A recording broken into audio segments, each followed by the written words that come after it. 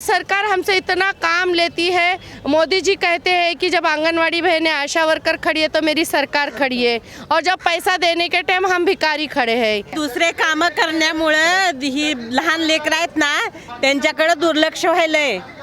शिकवण काही होत नाही, ही दुसरेच काम करावं लागते, तर म्हणून लेकराचा विकास थोड़ा कमीच होणार ना। सही मायने से क्या था कि बच्चे का पोषण और विकास हो जाए, यानी पढ़ाई की तरफ ध्यान दिया जाए। लेकिन पढ़ाई अलग जगह पे रहती है और ये जो बाकी का सब खाना भूसी ना वही आ जाते हैं कि आधार कार्ड की जो प्रोसीजर है ना सरकार ने बंद करनी चाहिए। हम लोग जब आंगनबाड़ी में जाते हैं ना तो नेट भी नहीं रहता है। हम लोग आंगनबाड़ी से जाएंगे सवेरे 9:30-10 बजे से गए तो आंगनबाड़ी में मोबाइल लेके 4 बज जाते हैं, नेट नहीं रहता है। बच्चे के पेरेंट्स आते हैं, बोलते क्या जब देखो तब टीचर मोबाइल में ही देखती रहती है। ये बहुत और जहाँ पे ना अलग अलग एरिया में हम लोग काम करते हैं। हम लोग मोमेडियन एरिया में काम करते हैं तो मोमेडियन एरिया तुरंत आती नहीं, आएगी तो बुरखा डाल के आती है। वहाँ पे फोटो निकलने का एक फोटो निकलने का आधा 1 घंटा लगता है। वो आँख ऐसा करो, फिर उसको पलक झपको, फिर आगे करो। वो फोटो निकालते निकालते नेट रहेगा तो फोटो निकालेंगे ना। हमको कुछ आगे का सुविधा ही नहीं दिया, कैसा चलाना है, किस तरीके से चलाना है, कैसी उसमें प्रोसीजर है, ये कुछ हमें बताया भी नहीं, कुछ भी नहीं किया है। तो इसका ना सरकार ने हल निकालना चाहिए, हमको प्रॉपर तैयार करना चाहिए, उसके बाद उन्होंने चालू करना चाहिए। आप सही कह रहे हैं कि एक तो ट्रेनिंग मिलनी चाहिए, दूसरा सिस्टम जो है, जो सॉफ्टवेयर है वो बेटर होना चाहिए।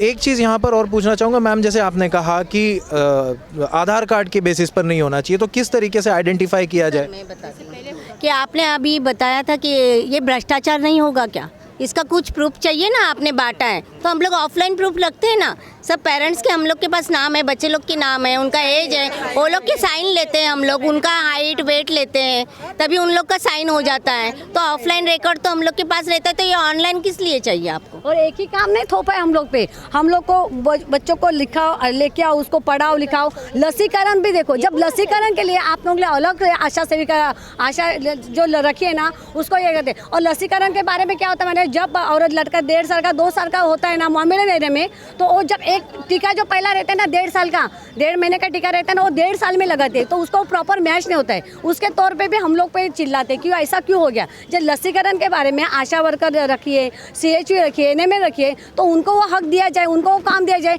सभी हमको उनको पढ़ाओ लिखाओ, उनका पोषण करो, जो स्तनदा माता है उसका देखो, प्रेगनेंसी अलग अलग योजना अलग अलग तरह से। और सब में बीच में आता है आधार कार्ड। आधार कार्ड बैंक से भी अटैच रहते हैं, हर जगह पे अलग अलग नुक्स रहते हैं, हर जगह के प्रॉब्लम।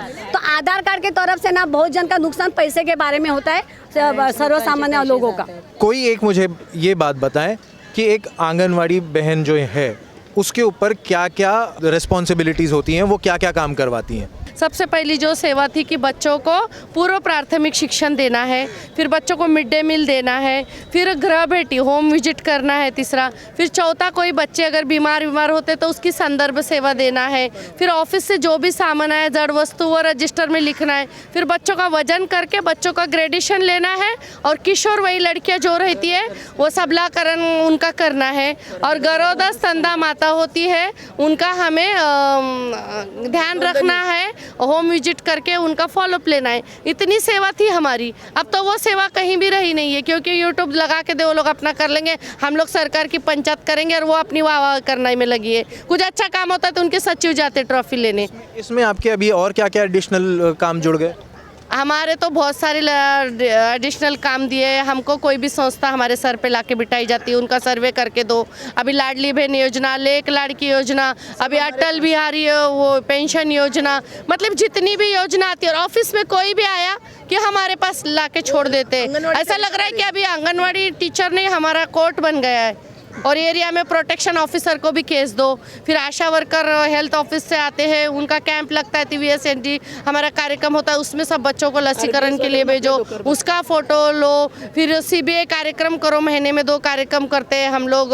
मतलब बच्चा पैदा हुआ, नया बच्चा स्कूल में आया, गरोदर माता आई, और ऐसी स्वच्छता मतलब पब्लिक मीटिंग, ये सब कार्यक्रम भी हमको ही करनी है।